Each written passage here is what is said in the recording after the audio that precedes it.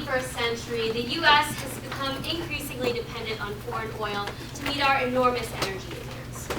This growing dependence on foreign oil to fuel America seems ironic since we are fully capable of sustaining ourselves in terms of energy. Why should the U.S. continue spending our country's money on foreign oil when we know that we have 407 billion barrels of oil trapped right here in onshore petroleum reservoirs? Unfortunately, the U.S. has lost 1,001 onshore oil rigs since July 19th of last year. And over the past few years, there has been a 60% plunge in the U.S.'s oil rig count. So you might be asking, why is this even happening? Well, oil companies are deterred from using onshore oil rigs because individual state governments implement high tax rates on oil production. On top of these taxes, the eco-friendly techniques used to recover onshore oil, also known as enhanced oil recovery techniques, or EOR techniques, are also expensive.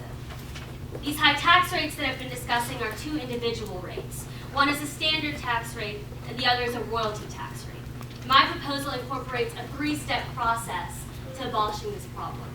The federal government will provide incentives to states that, one, reduce state tax rates from 2% from the current rate for companies using EOR techniques.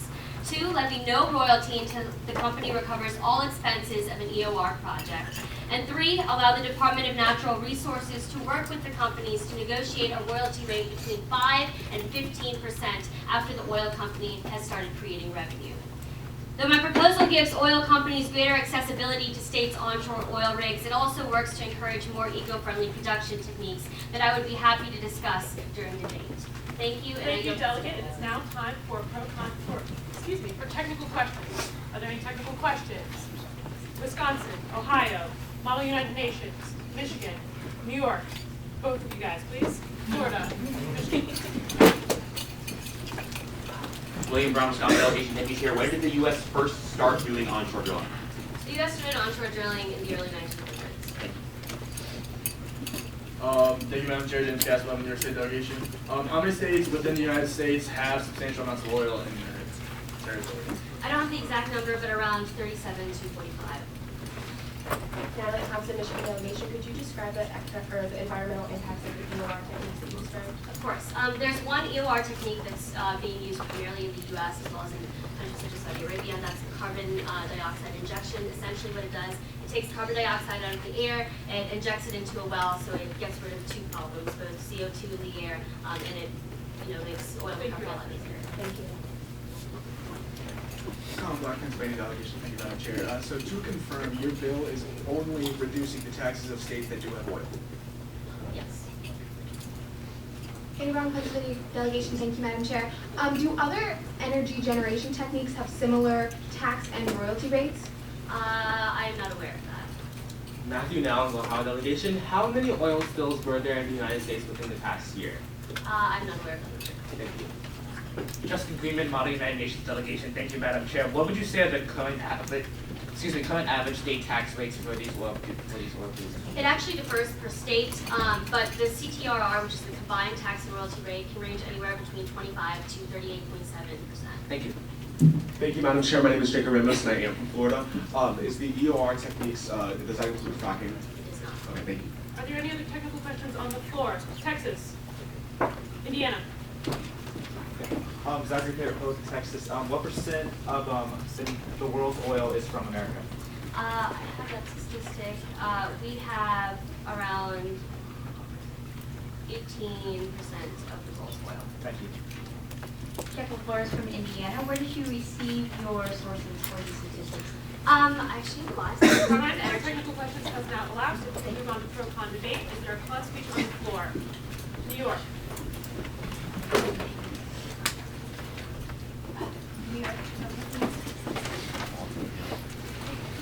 Thank you, Madam Chair. Cameron Quinn, New York State delegation. I reserve the right to yield my remaining time to Jacoby from New York. I think the author seems very economically motivated. However, I think it's very important to note the fact that the author does not know the devastating effects that oil can have in our country, and we need to figure this out first. There have been oil spills in various different regions of our nation, and it has destroyed those economies, specifically those based on tourism.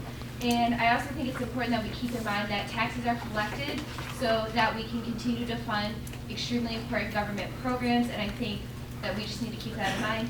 Thank you, and I reserve the rest of my time for Jacoby. Thank you, Chair, and for New York State. I stand in opposition to this proposal because I don't understand why we're giving more tax breaks to oil companies. In the past year alone, there was a huge oil strike of more than 6,500 Americans due to unfair business practices and to negotiating bad faith. And I would support this proposal if it gave some relief to those workers as well. And I also don't understand why the federal government is giving tax breaks to oil companies when there are so many more renewable energy sources out there for us to invest in. We need to, if we give tax breaks to those companies that support solar and renewable sources like that, then I'd be for this proposal. I yield many times to the Chair. Thank you. It's time for pro speech. The pro speech on the floor. Alabama. I'd like to reserve the remaining time to delegate my own speech. Thank you, Madam Chair. Patrick, May of Alabama. So, 3 biggest problems of our time, what might those be? 1, I would say the economy. 2, I would say international conflict. And 3, I would say the environment. This proposal goes a long way to address all 3 of these issues. We have the ability to fix these issues. What is standing in our way? What is standing in our way? The government, politicians, politically motivated antagonism between private business and between the public sector. There is no reason for this. This proposal goes a long way, in a very elegant solution, I believe, to solving these problems by merely lowering some tax rates and going through common sense economics to provide jobs to American citizens, to increase wealth for American citizens, for our nation, and to address environmental concerns, to recover oil more effectively, and also to reduce reliance on international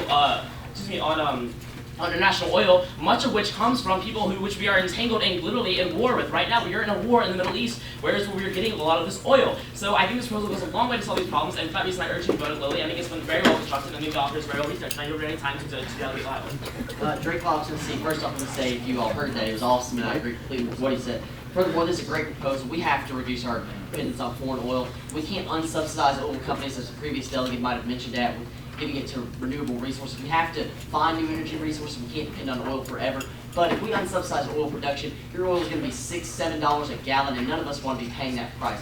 Oil is what we have here and now, and this proposal works to get the most out of it. With that, I urge low ranking to eliminate my time. Your speech has the last. We'll now recognize delegate with your flag upside down. Nevada.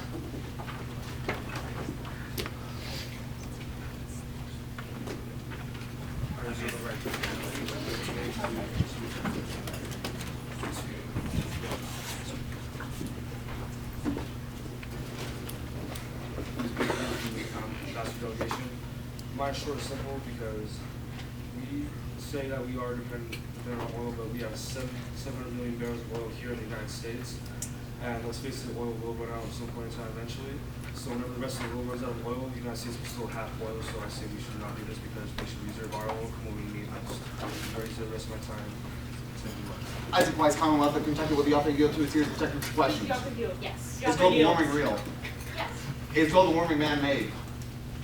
Part of it, yes. Will this bill help us meet the 2050 deadline that scientists have put in place in order for us to stop the impending consequences from global warming? Would you please repeat that question a little bit slower? Will this proposal help us meet the 2050 deadline that scientists have put in place in order for us to stop major consequences from global warming? What we need to understand is these are eco-friendly techniques that are actually reducing the amount of CO2 in the air, so yes. I yield the remainder of my time to the chair. It's now time for final pro speech. Is there a final pro speech on the floor? North Carolina.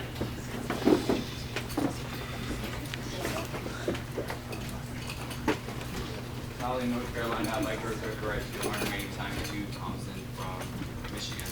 Alright, so basically a lot of people are misinterpreting the intent of this proposal. The intent of this proposal is so that businesses can effectively implement technologies and emissions that are technologies in ways that are going to be more sound for the environment. All the time, legislators create legislation that has good intentions, but they don't think about the way it's going to affect our economy. It is important that we address environmental issues, but we have to look at the effect it's going to have on our environment and on our economy at the same time. I yield my time to Michigan. Natalie Thompson, Michigan delegation, just to address something. There's absolutely no doubt that our oil resources are finite in the United States, but we do need to leverage our traditional energy sources to supply future needs while still developing new sources of renewable energy. There are already incentives in place for energy companies to develop renewable energy sources, but the reality of it is that we can't simply stop our dependence on oil while we're still developing those sources. We need our oil sources, and we need to bring them back onshore into the U.S. because it's less environmentally devastating than our other methods.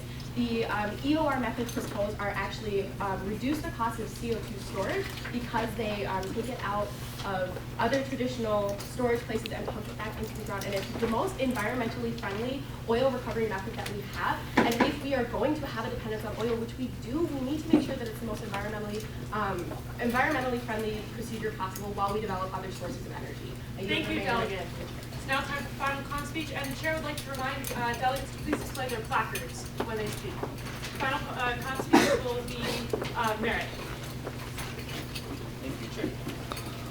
And I would like to reserve the right to yield my remainder of the time to the from Tennessee. Merritt, Missouri. So, first of all, no matter how environmentally friendly you claim these techniques will be, oil and environmentally friendly are two words that are fundamentally unconnected. And oil is a finite